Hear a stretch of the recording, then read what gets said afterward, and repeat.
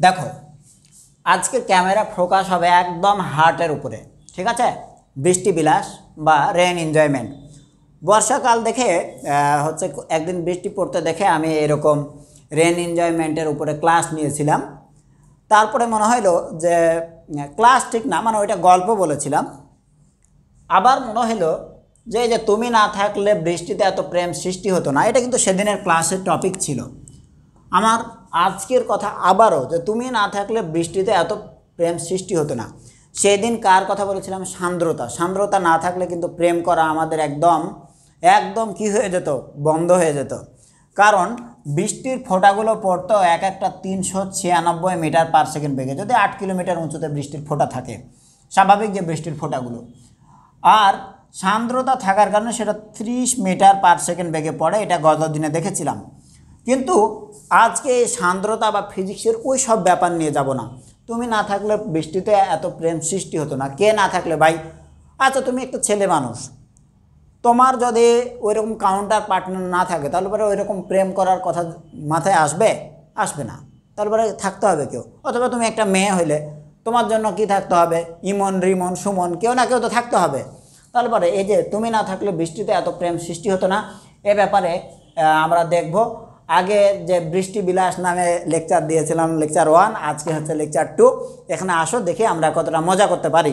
তো এখানে আমার যে ইউটিউব চ্যানেল NanoCare ফিজিক্স, এটা এজন্যই শুধুমাত্র যে উইকেন্ডে, এই যে শুক্রবার বা এই দিনগুলোতে ফ্রি ডেটগুলোতে তোমাকে হচ্ছে একটা করে এরকম মজাদার বিষয় নিয়ে আলোচনা করব, যেটা গতানুগতিক পড়ালেখা, ফিজিক্স, কেমিস্ট্রি, ম্যাথমেটিক্স, বায়োলজি, যে একঘেয়েমি পড়ালেখা, এর বাইরে গিয়ে যেন আমরা একটু মজা করতে পারি। তো সবাই আমার এইটা হচ্ছে দেখার পরে অন্ততপক্ষে এই চ্যানেলটাকে আরও একটু প্রমোট করার জন্য, প্রমোট করে কি আমার অর্থনৈতিক সমৃদ্ধি হবে সেজন্য বলছি না, আরও অনেক স্টুডেন্টের কাছে আমি আমার কথাগুলো পৌঁছে দিতে পারবো, আরও অনেকের কাছে যেতে পারবো। যেহেতু আমি একজন ফিজিক্স লাভার মানুষ, আমি ফিজিক্সের ব্যাপারগুলোকে সবার সামনে তুলে ধরতে চাই। এবং কতটা ভালোবাসি চিন্তা করো, যখন আমি সোনালী ব্যাংকের সিনিয়র অফিসার হিসেবে চাকরি করতাম তখন একটা করে ফিজিক্সের ব্যাচ রাখতাম। কেন? যেন নিয়মিত ফিজিক্সটা পড়ে তাদের মাঝে একটু এসে হাসিয়ে আর কি গল্প করতে পারি। তারা যারা ছিল তারাও মনে হয় এনজয় করতো, সপ্তাহে 2 দিন হলেও তারা এনজয় করতো। তা আমি সেক্ষেত্রে দেখো যে ওইখান থেকে এই যে ফিজিক্সের ভালোবাসা থেকে ফাইনালি চেষ্টা করে যে না এইখানে এই লাইফে থাকবো না। দেখো যে বেশ কয়েকবার বিশেষের ভাইবা দেওয়ার পরে ফাইনালি কিন্তু একটা সরকারি কলেজের টিচার হিসেবে জয়েন করেছে। এখন ফিজিক্স নিয়ে মানে এই বিষয়টা নিয়ে একটু মাতামাতি করা। তো অনেকের পড়ানো দেখি এই ব্যাপারগুলোর মধ্যে কিছু ত্রুটি বিচ্যুতি থাকে, অনেকে সেবা দেয়া দেখি, ফিজিক্সের খুব গর্বিত হয় যে তারা বেশ ভালো করছে, ভালো দিচ্ছে, তাই না? তো ভালো ফিজিক্স দিচ্ছে। তো আমিও ইচ্ছা করি যে আমার যে জানা ফিজিক্সগুলো বা অতীতের যে হচ্ছে সুন্দর সুন্দর ব্যাচগুলো বের হয়েছে, তা আমি ওই সময়ের মতো আবারও ফিরে আসতে চাই, আবারও সবার মাঝে ফিজিক্সটা বিতরণ করতে চাই। আসো আমরা ওইটা অন্যান্য সময়ে করব। তো আজকে আমাদের হচ্ছে আজকে শুধুই মাত্র এনজয়, ঠিক আছে? কি বৃষ্টি বিলাসে আমরা আসি। তুমি না থাকলে বৃষ্টিতে এত প্রেম সৃষ্টি হতো না, এটা কে? তাহলে পরে একটু দেখে নিই আমরা। একটা বৃষ্টির ফোঁটা যখন সান্দ্রতা না থাকে, সান্দ্রতা যদি না থাকতো তাহলে কিন্তু এত বেশি বেগে পড়তো যে প্রেম করা আমাদের ছুটে যেত। এবার আর কে আছে যে না থাকলে পারে এই প্রেম করা হতো না? ধরে নাও এই 8 কিলোমিটার পৃথিবী পৃষ্ঠ হতে এই যে ভূমিতে সুন্দর আমাদের ধরে নাও 2 জন আরামে, 2 জন হচ্ছে বাচ্চা, বড় মানুষ দিলে পারে মুশকিল, বুঝছো? এরা আবার প্রেম এদের কোনো ঠিক ঠিকানা থাকে না, কীরকম হয়। তো 2টা বাচ্চায় ধরলাম যে তারা সুন্দর খেলাধুলা করছে, ওকে ওকে। তো দেখো এরা বেশ আনন্দ করছে, বৃষ্টি পড়ছে এরকমভাবে, বারিশ হতা হ্যাঁ না, এরকমভাবে বৃষ্টি পড়ছে। এই বৃষ্টিগুলো আগের দিনে যেমন ধরেছিলাম যে সর্বোচ্চ উচ্চতা ধরে নিলাম যে 8 কিলোমিটার উঁচুতে, তাহলে আবারও ধরে নাও যে এই বৃষ্টির ফোঁটাগুলো 8 কিলোমিটার উঁচুতে ছিল। এই 8 কিলোমিটার উঁচু থেকে পড়া বৃষ্টিটা যখন আমাদের মাথার উপর পড়ে তখন কিন্তু আমরা দেখা হলো যে আরামসে মানে বেশ হচ্ছে আনন্দ করি। সব বৃষ্টি থেকেই আনন্দ করো না, সব সময়ের বৃষ্টিতে তুমি আনন্দ করো না। দেখবা শীতকালে মানে নভেম্বর মাসে এই মৌসুমি বায়ুর কারণে অথবা হচ্ছে দক্ষিণবঙ্গে যে সমুদ্রে দেখা গেল যে ধরে নাও যে জলীয় বাষ্প ঘনীভূত হয়ে যে বৃষ্টিটা হয়, অথবা একবারে ভরপুর শীতে জানুয়ারির দিকেও মাঝে মধ্যে বৃষ্টি হয়, এই বৃষ্টিটা দেখবে একবারে হিমশীতল, হ্যাঁ, ফ্রিজের পানির মতো ঠান্ডা। এই বৃষ্টিতে কিন্তু তুমি 2 মিনিট যদি ভিজো তাহলে তোমার আর প্রেম করার, তোমার আর এই বৃষ্টিতে ভেজার, আনন্দ করার এই সব মানে সব কিছুই উড়ে যাবে, বুঝতে পেরেছো? তোমার ঠান্ডা ঠান্ডা লেগে দেখা গেলো অবস্থা খারাপ হয়ে যাবে। ওই বৃষ্টিতে হয় না, হয় কি গ্রীষ্মকালের বৃষ্টিতে হয়, কখন হয় হচ্ছে গ্রীষ্মকালের রাতের যে বৃষ্টি সেটা আরও বেশি গরম হয়। তো তুমি চিন্তা করবো রাতের বৃষ্টি, হ্যাঁ ছুঁয়ে দেখবো যে আরও বেশি গরম হয়, এবং এটার কারণ রয়েছে। তো সেই কারণটা নিয়েই আলোচনা করার জন্য এখানে এসেছি। তো এই বৃষ্টির ফোঁটাগুলো ধরে নাও আমাদের যখন হচ্ছে শরীরে পড়ে তখন দেখবা যে বেশ গরম অনুভূত হয়। অথবা আমি গ্রামের ছেলে, যখন বৃষ্টির সময় পুকুরে ঝাঁপ দিয়ে লাফ দিতাম, বৃষ্টিতে হচ্ছে গোসল দিতাম, তখন দেখতাম পুকুরের পানি বেশ গরম। এর কারণ তো জানতাম না, এখন এই ফিজিক্স নিয়ে ভাবতে গিয়ে বুঝি যে এটা কেন। তো কেন দেখো, 8 কিলোমিটার উঁচুতে যখন বৃষ্টির একটা ফোঁটা আছে, বৃষ্টির ফোঁটার যদি এই বৃষ্টির ফোঁটার যদি ভর m হয়, তাহলে সে এখানে টোটাল যে পরিমাণ শক্তি নিয়ে আছে তার ভিতরে যে শক্তিটা স্টোর অবস্থায় রয়েছে সেটা কি বিভব শক্তি, এবং সেটা নিয়ে আমরা বিভিন্ন সময়ে পড়ব। অথবা এই বিভব শক্তি নিয়ে একটা টানা লেকচার দেওয়ার ইচ্ছা আছে, তোমরা একটু ফলো করো, যখন আমি হচ্ছে বলে দিব তখন তোমরা একটু ফলো করো। তাই এই EP is equal to mj into H. তাহলে তার এই জায়গার যদি বিভব শক্তি পরিমাপ করি, বৃষ্টির কণাটার ভর কত সেটা বের করা জরুরি না, তবে ভর বের করতে চাইলে কি ওর ভর কত, ওর আয়তন দরকার আর ঘনত্ব দরকার। তাহলে বৃষ্টির কণা যদি ভর বের করতে চায় তাহলে পারে ভর সমান সমান হচ্ছে আয়তন ইন্টু ঘনত্ব, তাই না? বিকজ রো ঘনত্ব সমান সমান m ভাগ ভি, ভর ভাগ আয়তন, দেন m সমান সমান rho into V, rho into V. যদি তার আয়তনের কথা বলি, গত দিনে আমরা বলেছিলাম যে এক একটা বৃষ্টির ফোঁটা মোটামুটি কত ব্যাসার্ধ, মাঝারি টাইপের বৃষ্টির ফোঁটাগুলো ধরেছিলাম যে মোটামুটি 50 মিলিমিটার ব্যাসার্ধ, ঠিক আছে? তো সে অনুযায়ী তুমি যদি চিন্তা করো তাহলে পরে এখানে কি করতে পারো, 4/3 পাই তার ব্যাসার্ধের কিউব ইন্টু ঘনত্ব দিয়ে দিলাম। বৃষ্টির পানির ঘনত্ব মানে কি, পানির ঘনত্ব যেটা H2O এর ঘনত্ব যত সেটা কত, 1000 কেজি পার মিটার কিউব। ওকে, আচ্ছা, এখানে আমাদের ভর না দিলেও চলবে, মোটামুটি জিনিসটা দেখা গেল যে আমরা তাহলে পরে একটু ভর না বের করে চিন্তা করি যে মোট কত বিভব শক্তি আছে। সেইটা যখন পড়ে ফাইনালি ভূমি বরাবর ভূমির কাছে নেমে আসে তখন তার কি ঘটনাটা ঘটে, এই বিভব শক্তি গতিশক্তিতে পরিণত হওয়া শুরু করবে। এই জিনিসটা, এই বিভব শক্তি যখন নিচের দিকে নামে তখন দেখা গেল সেটা মোটামুটি গলতে শুরু করে। প্রথমে বৃষ্টির ফোঁটাটা দেখা গেলো কি থাকে, একটু ধরে না বরফের মতো থাকে, বরফের মতো হচ্ছে জমে যায়, জমে যাওয়ার পরে দেখা গেলো এই বরফ পরস্পরের সঙ্গে সংঘর্ষ হয়, যে বজ্রপাত দেখি আমরা, দেখি যে বিদ্যুৎ চমকাচ্ছে, এগুলো কড়মড় করে ভেঙে যায়, তাই না, ছোট ছোট দানার মতো, তারপরে ধীরে ধীরে গলে বৃষ্টির পানি, কত মেকানিজম যে সৃষ্টিকর্তা দিয়েছে এই অল্প সময়ের মধ্যে আমরা ভাবি না। ওকে, তো এই বৃষ্টির পানিটা যখন ফাইনালি এই ভূমিতে পড়ে তখন দুইটা জিনিস ঘটে, তার বিভব শক্তিটা গতিশক্তিতে পরিণত হয় আর তাপ শক্তিতে পরিণত হয়। তাহলে বিভব শক্তি কিসে, এই বিভব শক্তি, এটা যে বিভব শক্তি নিয়ে রয়েছে এই বিভব শক্তিটা দুটো শক্তিতে রূপান্তরিত হয়, একটা হচ্ছে গতি আর দ্বিতীয়টা হচ্ছে তাপ শক্তি। ওকে, এই দুটো গতিশক্তি দেখো, এটা যদি mgh এই পরিমাণ বিভব শক্তি নিয়ে থাকে তাহলে পারে দুটো শক্তিতে আমরা ভাগ করে দিই, তাহলে এই mgh কিসে কিসে যাবে, গতিশক্তি ধর না হাফ mv², আর তাপ শক্তি যেটা হবে ফাইনালি কিন্তু এটা পানিতে পরিণত হয়। পানির ক্ষেত্রে যদি আমরা গৃহীত বা বর্জিত তাপ শক্তি বলি, এক কথায় তাপ শক্তির পরিবর্তন যদি বলি তাহলে কত, ms ডেল থিটা, সেটা আগে যে টেম্পারেচারে ছিল আর এখানে আসতে গিয়ে যে টেম্পারেচারের পরিবর্তন ঘটলো সেই পরিবর্তনটা কত, ডেল থিটা। তার ভর যদি m হয় আর যদি আপেক্ষিক তাপ s হয়ে থাকে তাহলে পরে আমরা জানি গৃহীত বা বর্জিত তাপ ms ডেল থিটা। তাহলে তাপ শক্তির পরিমাণ যদি আমরা বলি তাহলে কত হবে ms ইন্টু ডেল থিটা। ওকে, দেখো আমরা এম ভাগ দিয়ে দিতে পারি, তাহলে পরে GH সমান সমান হবে হাফ ভি স্কোয়ার প্লাস কত হবে এস ডেল থিটা। গত লেকচারে যেটা পড়েছিলাম সে অনুযায়ী যদি চিন্তা করি তাহলে ভি এর মানটা ফাইনালি কত 30 মিটার পার সেকেন্ড এরকম একটা বেগে পৌঁছায়। তাহলে 30 মিটার পার সেকেন্ডকে যদি আমরা স্কোয়ার করি তাহলে তার স্কোয়ার কত হবে, আচ্ছা 30 মিটার পার সেকেন্ড তার স্কোয়ার করলে কত হবে 3 3 9, আচ্ছা 900 মিটার পার সেকেন্ড। ওকে, তাহলে 900 মিটার পার সেকেন্ড,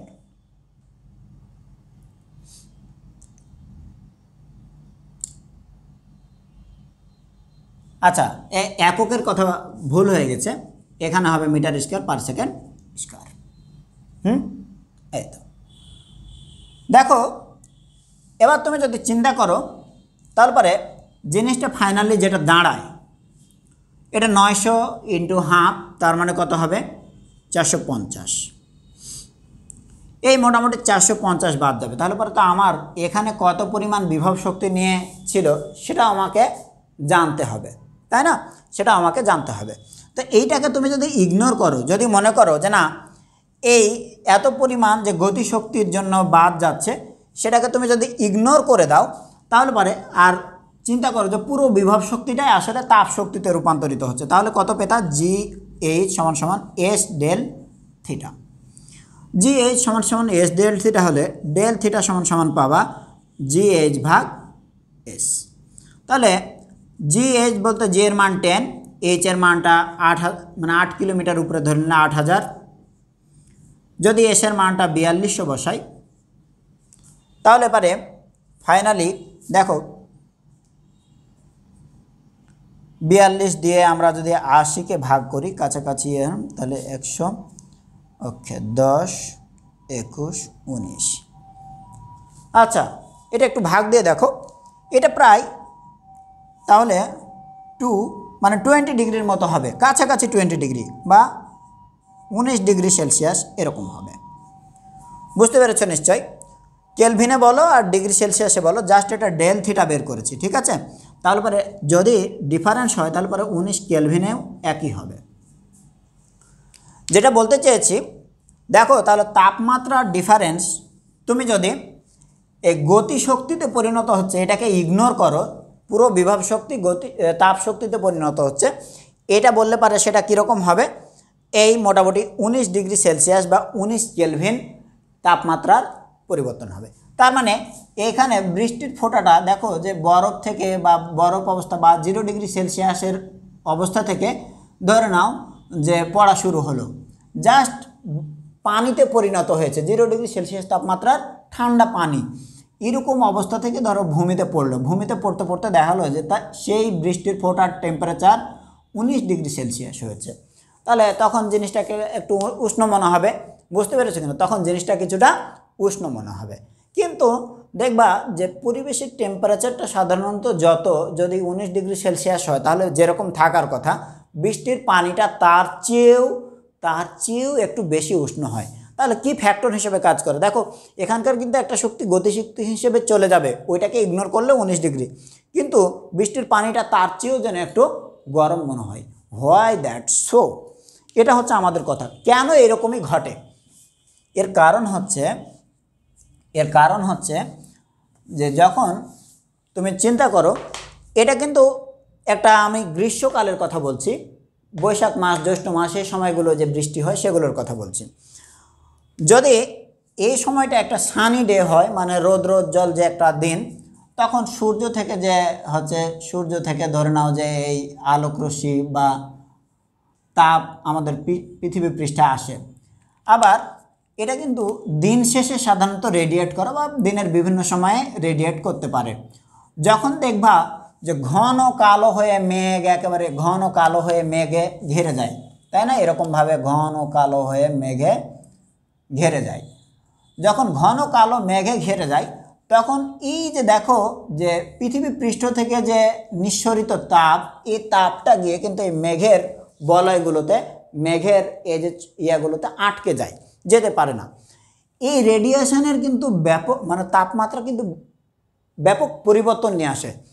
এইখানে তখন দেখা গেল যে বা এই জায়গার পরিবেশটাতে তখন একটা মানে বেশ তাপমাত্রা বিরাজ করে বা তাপ শক্তি বিরাজ করে। বৃষ্টির ফোঁটাটা যখন এই 8 কিলোমিটার উপর থেকে আসে তখন এই তাপগুলোর সঙ্গে আস্তে আস্তে ঘর্ষণে তাদের মানে এই বৃষ্টির ফোঁটাগুলো তাপমাত্রা আরও বেড়ে যায়, বা এই তাপগুলো মানে তাপ এই যে রেডিয়েশনের ফলে যে তাপ এগুলোর সংস্পর্শে এসে তার তাপমাত্রা আরও বেড়ে যায়। তখন এটা মোটামুটি তোমার দেখা গেল যে 20 ডিগ্রি থেকে 30 ডিগ্রি সেলসিয়াসের মতো এরকম টেম্পারেচার সাধারণত একটা বৃষ্টির ফোঁটার হয়ে থাকে, যার ফলে এটাকে তুলনামূলকভাবে রুম টেম্পারেচারের বা এরকম ঠান্ডা এসি যে 18-20 ডিগ্রি সেলসিয়াস তার তুলনায় একটু কি মনে হয়, বেশি গরম মনে হয়। আশা করি বুঝতে পেরেছ।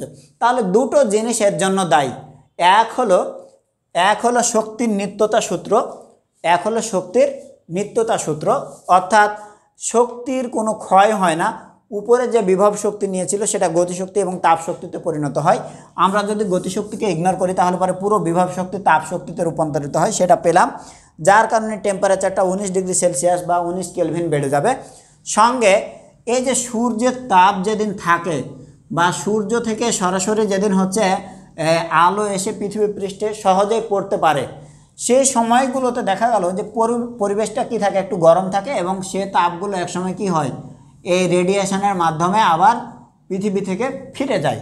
তখন এই তাপগুলোকে যখন হচ্ছে এই সন্ধ্যার দিকের যে মেঘগুলো বা হচ্ছে সন্ধ্যা রাতের মেঘগুলো যখন অ্যাবজর্ব করে, তখন এই পুরো সিস্টেমের হচ্ছে তাপমাত্রাটা আর একটু বেড়ে যায়, যার ফলে এই বৃষ্টিগুলো একটু মানে বৃষ্টির ফোঁটাটা তুলনামূলকভাবে গরম মনে হয়।